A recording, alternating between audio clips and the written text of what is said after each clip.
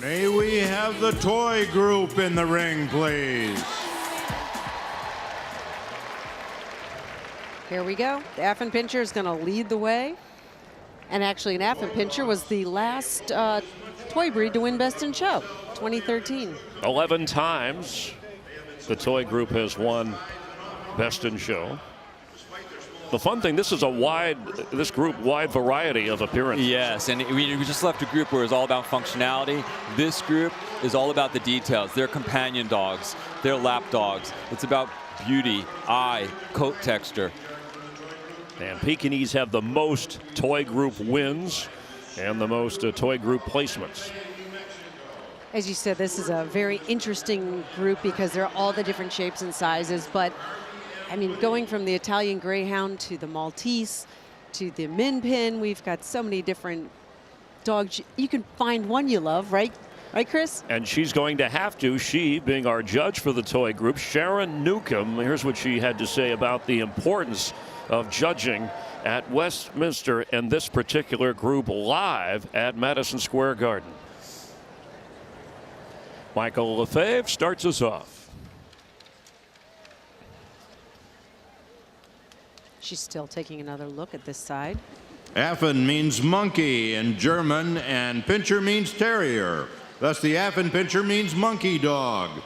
Strong in structure and strong-willed, they are originally used to rid granaries and kitchens of small rodents. They are intelligent, inquisitive, neat but shaggy, with a bold personality. This is Affenpinscher, number 11. Of course, Ernesto Lara is handling. You may recognize him from being in the group many times before, and he won Best in Show in 2013 with an Affenpinscher, Banana Joe. And this dog, Sheena, is related. When they say monkey dog, it's all about that face. You get up close, it's almost got a human-like quality to its expression.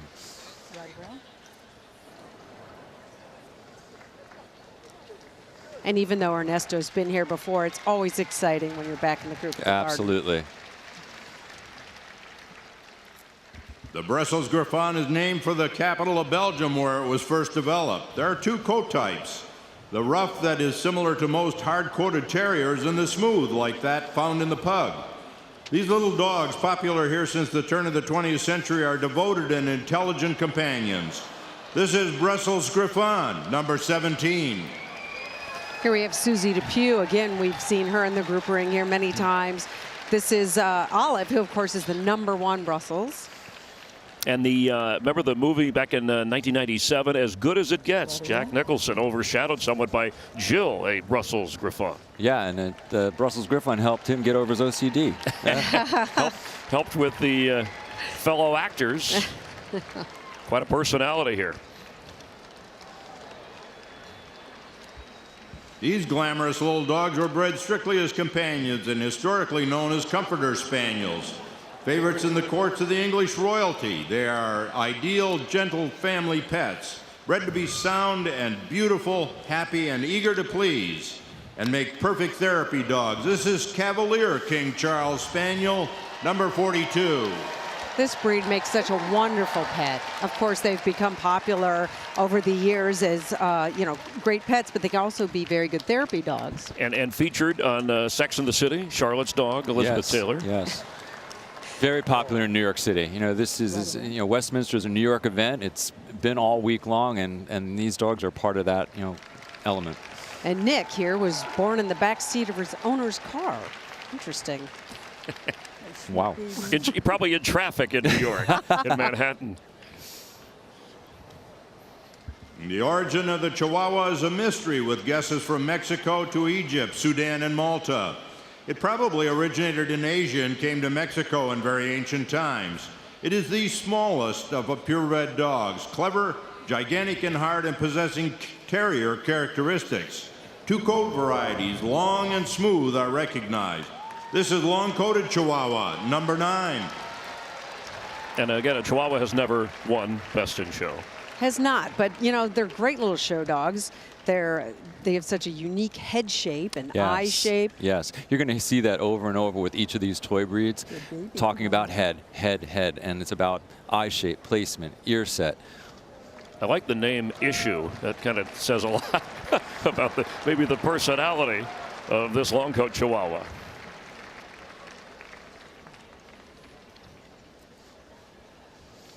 And this is the smooth-coated Chihuahua, genetically the same breed. Legend has it that this diminutive dog was introduced in Europe as a result of the voyages of Christopher Columbus. This is smooth-coated Chihuahua, number 10. And this particular breed, you popularized, you go back into the 40s and 50s, band leader Xavier Cugat, somewhere Charo was dancing. And then they were popular throughout the years, and then more recently in the Legally Blonde films as well. This particular type of dog. I was completely enamored when they showed that shot of the head, and the eye, and the ear. Oh my God, gorgeous expression, beautiful size instead of the ear. Tiffany here is being shown by her owner. She's owner handled, which we always love to promote. You know, the professionals do a great job. But when an owner handler can be really successful with their dog, it's just fun to watch. You know, we want to encourage everyone to be successful with their dog. A Chinese crested was admitted to the toy group in 1991. The breed dates back at least to the early 1500s. They appear to have come from China, although Spanish explorers found them in Mexico and South and Central America. The two types, the hairless and powder puff, are judged by the same standard. This is Chinese crested, number 9. So there's you study that standard for that. That's got to be a challenge. It's all about that coat pattern. You know, it's a hairless breed on the body, but it's got the head covering, the tail, over the feet.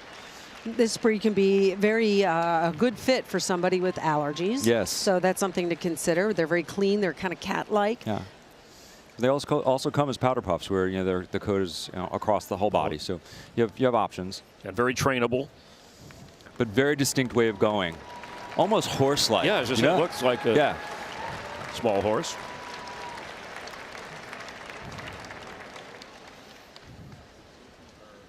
Long favored by royalty, the English Toy Spaniel is nicknamed the Charlie after its most famous admirers, King Charles I and King Charles II.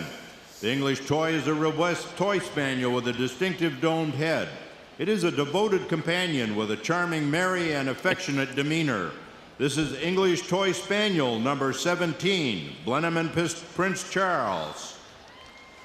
I think back to when you were looking at the Cavalier, similar history to the English Toy Spaniel. There was a point in time where choices were made and they branched off. You know, some fanciers went with the Cavalier, some with the English Toy Spaniel. The heads are distinctly different. Anders here is being shown by Pear, who you may recognize this handler. He won the sporting group last year. Yes, with the Sussex. With Bean, that's right.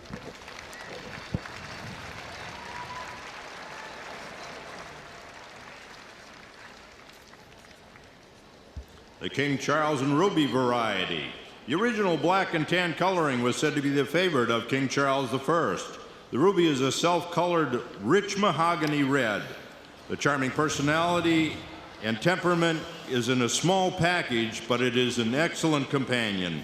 This is English Toy Spaniel, number 19, Charles and Ruby. You know, it's interesting to think of these breeds and their history. This breed has been around since Elizabethan times. And they're still great pets today. Absolutely. You talk about, this being the show of shows, and we're seeing the best of the best. But if you want a pet, family companion, plays well with children, is in your wheelhouse. That's right. And that's why it's great to have people come to the dog show or tune in and learn about the breeds before they select a dog to be part of their family. The Havanese is the national dog of Cuba. His high head carriage, top line rising slightly from withers to rump, the rectangular body and plumed tail carried over the back make the Havanese outline unmistakable. The unique springy gait sets this breed apart from all other breeds. This is Havanese, number 25. I was going to say, this is either Bono if you're a U2 fan, or Bono if you go back to Sonny and Cher. Right? I think it's Bono. This is Bono. Right? His show name, In the Name of Love, his registered name, being shown by Taffy McFadden. And you may remember last year, Flynn, the Bichon who won, was handled by Bill McFadden. So they're a handling duo.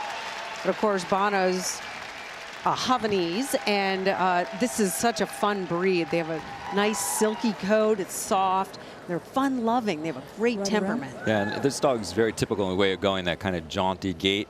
And their top line is distinct in that it actually rises from the shoulder up to the rump. You know, most breeds are looking for a flat top line. Right. Charles Dickens owned a Havanese. The Italian Greyhound is a greyhound in miniature. His original role was probably both as a hunter of small game and as a companion. He is luxury-loving and extremely affectionate, sometimes to the point of neediness. Yet being a true hound, he requires exercise and outdoor activities. This is Italian Greyhound, number 18.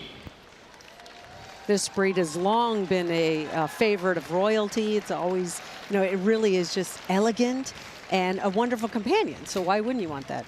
Yeah, and in other parts of the world, they're really considered sight hounds. And actually, these little IGs can get out there and run with the best of them, actually. This is Vicky.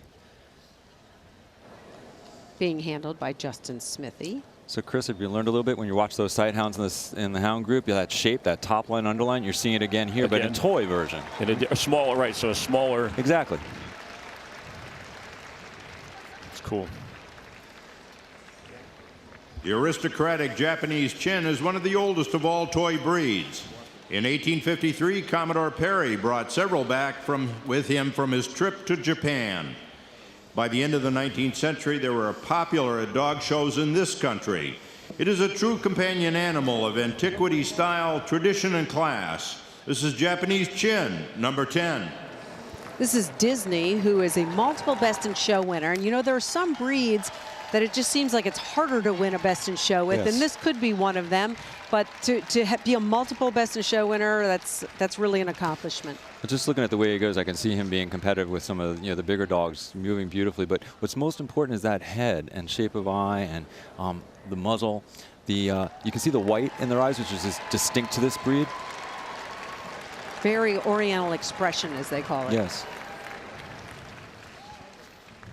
The Maltese have been known for at least 28 centuries, making it easily one of the older breeds. Throughout much of history, royalty and people of refinement have favored this little dog. They are gentle and affectionate. The sole purpose of this small dog with the long, white, silky, straight hair is to be a companion. This is Maltese, number 16.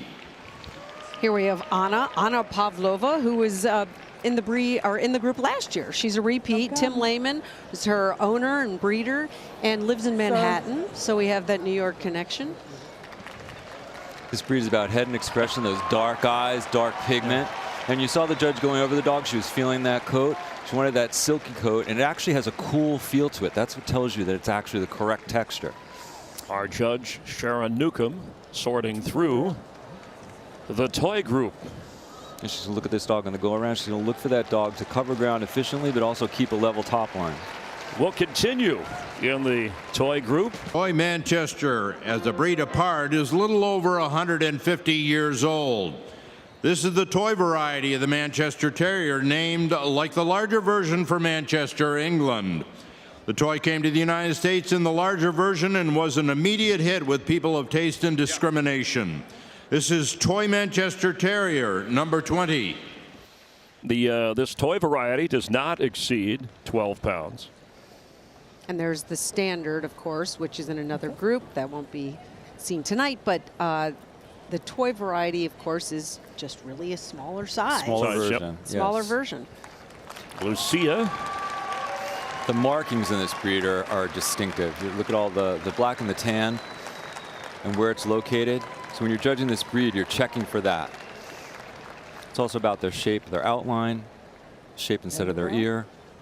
And Lucia's been very, very successful. This is her 4th year of being the #1 Toy Manchester in America. Very distinctive way of going.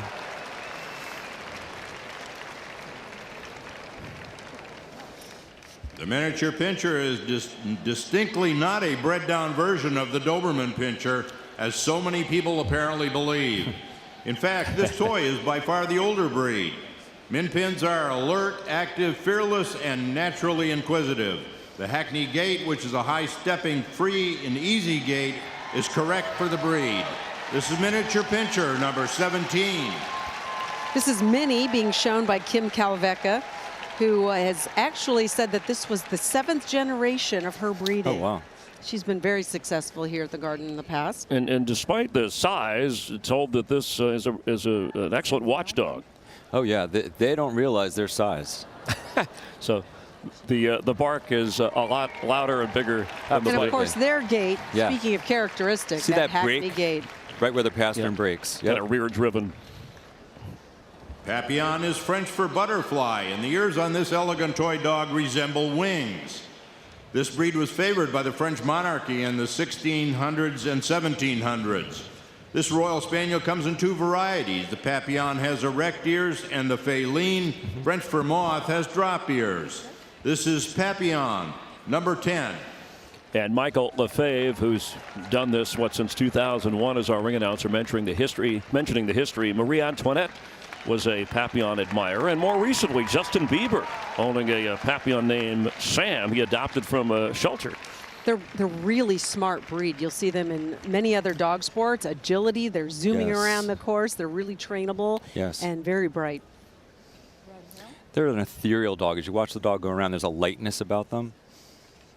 Very and that expression. elegant. Very Now, for this elegant. exhibitor, actually, Mrs. Newcomb is involved in this breed. She has Papillon, so she's going to be looking at this very closely. That was Mickey.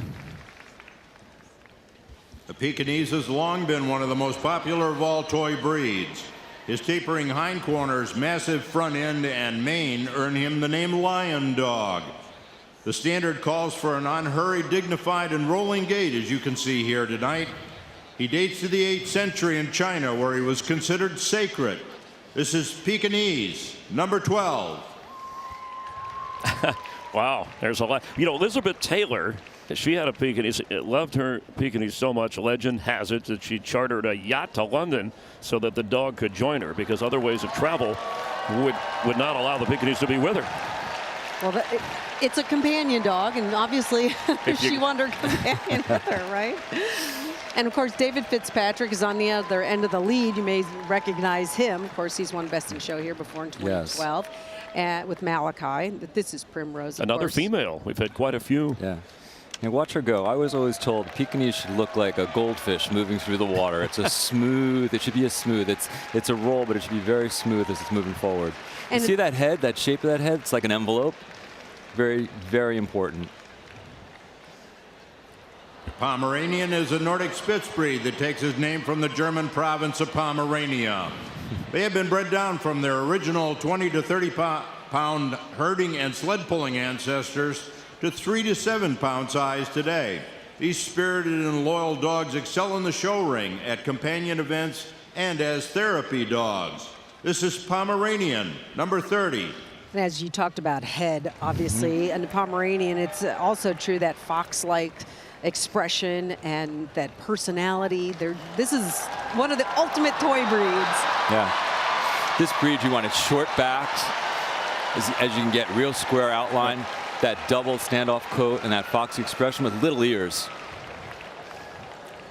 This is the smallest variety of poodle, a diminutive copy of the miniature and standard poodle, never in excess of 10 inches tall. The toy should have the same structure, intelligence, attitude, and beauty of the larger members of his family, and the same elegant style in grooming. This is Toy Poodle, number 29. And before we get to the poodle, we're talking social media. Boo, the Pomeranian, the most popular dog on social media, had over 28 million followers. Unfortunately, 3 weeks ago, Boo had passed away at the age of 12. But as we listen here live at Madison Square Garden, a roar from the crowd with Cammy, the toy poodle.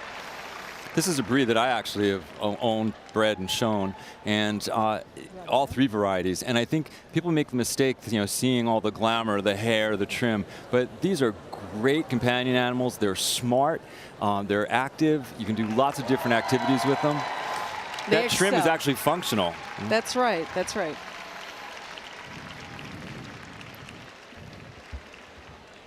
The pug almost certainly originated in China.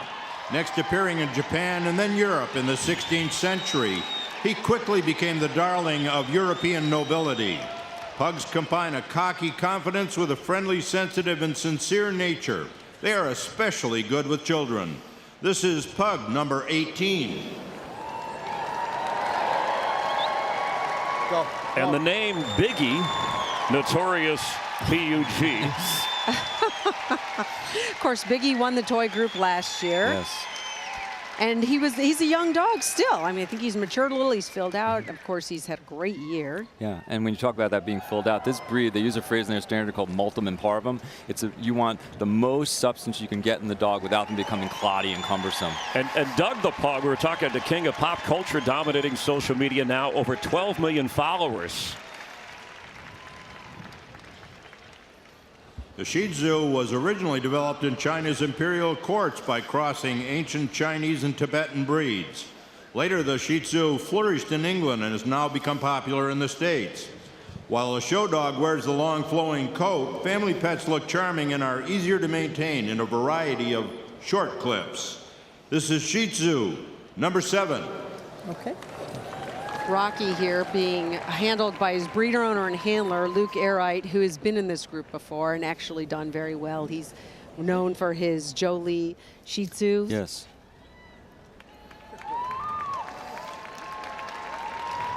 Beautifully put down.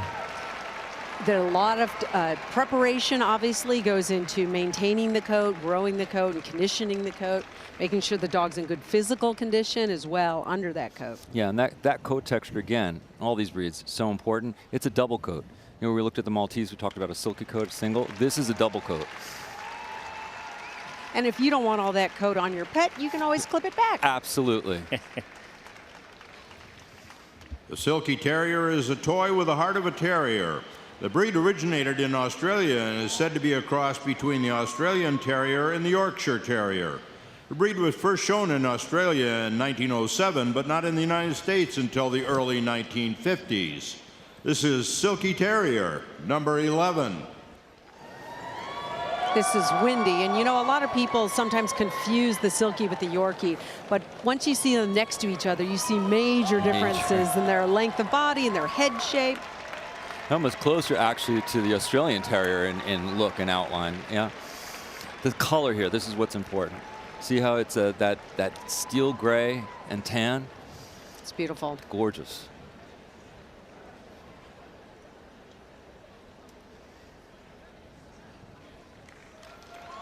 So, Chris, what do you think that coat texture should be? Silky Terrier has what kind of a coat? A lovely coat. Silky. Silky. Sorry, I wasn't paying attention. I was watching the gate. The Toy Fox Terrier became a member of the AKC Toy Group in 2003. Bred down from Smooth Fox Terriers, the Toy Fox combines a spirited terrier attitude with a typical affectionate personality of a toy dog. These fun-loving little dogs love human company and make great show dogs, agility dogs, or wonderful pets. This is Toy Fox Terrier, number 6. Top of the hour, you're watching the 143rd annual Westminster Kennel Club Dog Show, and it is our pleasure to be live with you from Madison Square Garden on FS1 with Gail Miller-Beischer, Don Sturz. I'm Chris Myers. Our thanks to the research staff, Catherine Wright, Anna Gracie, and Wayne Fiddleman, as we are wrapping up the toy group. We've already had the Dachshund win the Hound group, 2 of the 7 groups. The Yorkshire Terrier traces its roots to the Terriers of Scotland and Northern England. Yorkies are a distinct breed by 1870 and first shown at Westminster in 1877. Today's Yorkie retains the hallmark of the breed, an ideal dark blue silk body coat, high head carriage of shaded golden tan, and of course the self-importance of a toy terrier. This is Yorkshire Terrier, number 8. This is Keegan being handled by Diane Airite, who her husband had the Shih Tzu. So we're seeing another couple of handlers here. That's always fun when one wins and one doesn't. Long ride home from the dog show. But Keegan here has had a great year, and he got a Group 3 at the Kennel Club of Philadelphia. And is his national specialty winner, which of course is always a special win. Correct. We've seen Yorkshire Terriers in movies like Meet the Fockers, a fish called Wanda, Funny Face, The Simpsons.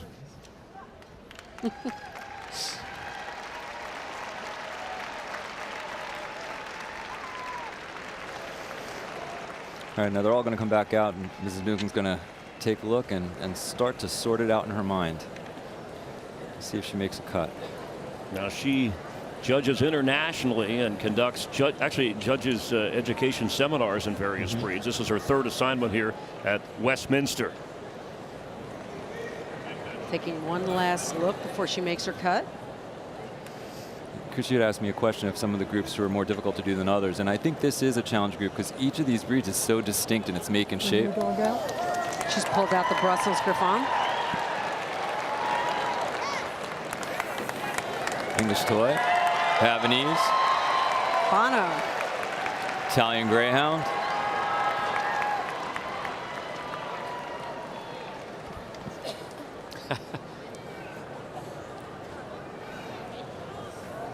yeah, Manchester Terrier. Oh, great. Making the cut.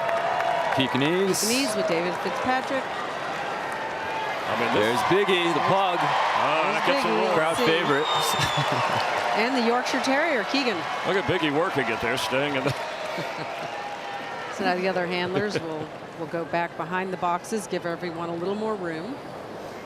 I'm always amazed how, I don't know, well behaved the dogs are. They're used to this, right? Yes, They're yes, prepared absolutely. for this.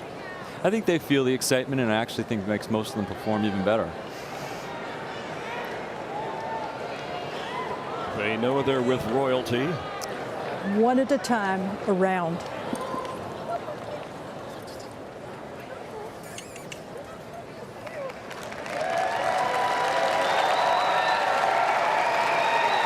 She's looking at how they go for their breed.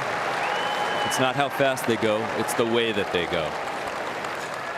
Do they keep their outline? Do they look like the same dog standing as they are moving? Do they look typical for their breed? Bono certainly has a following. Yes.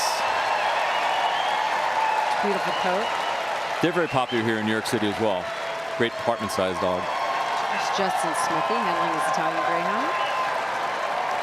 His wife showed the whippet in Hound Group, right? That's right. Yeah. Who's next?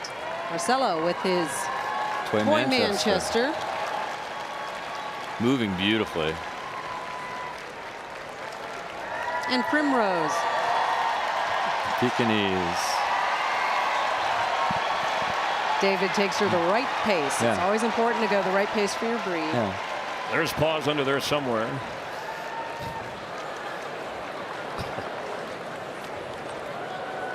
Bit of assistance. Esteban Farias. Biggie. Very popular. He's moving beautifully tonight. Like flawless. Diane now has Keegan. Again, a very seasoned winner. Gorgeous coat and color on that dog.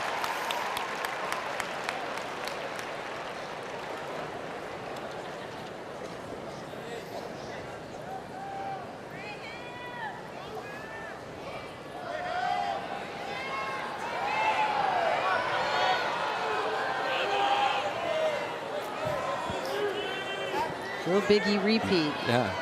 I mean, this is a wide variety. Crowd is really getting into this. Yeah. They're calling out names. Looks like the Havanese. Havanese. Bono has been pulled out front. Biggie second. See if this is final. Then Keegan the Yorkie. English toy And the English toy with pair.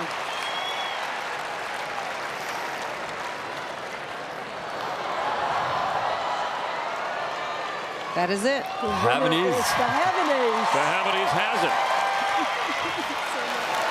Number 2 is the Bono pug. being handled by Tabby McFadden. The only breed native to Cuba. And the winner of the toy group. So a Dachshund and a Havanese. Bono's won his national specialty. He won a Group 4 at the AKC National Championship in Orlando. He's got a great I would just say his career, background. his career is actually at the beginning, and he's had some really great wins to start off the year. So right on track for him.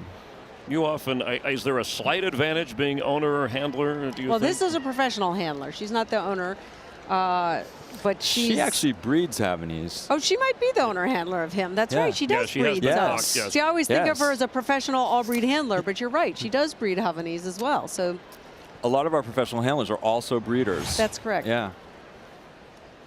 But Well, she has him in perfect condition. Look at that coat. Yeah, I was going to say, I don't know how our judge, Sharon Newcomb, could decide between, as you say, always tough decisions.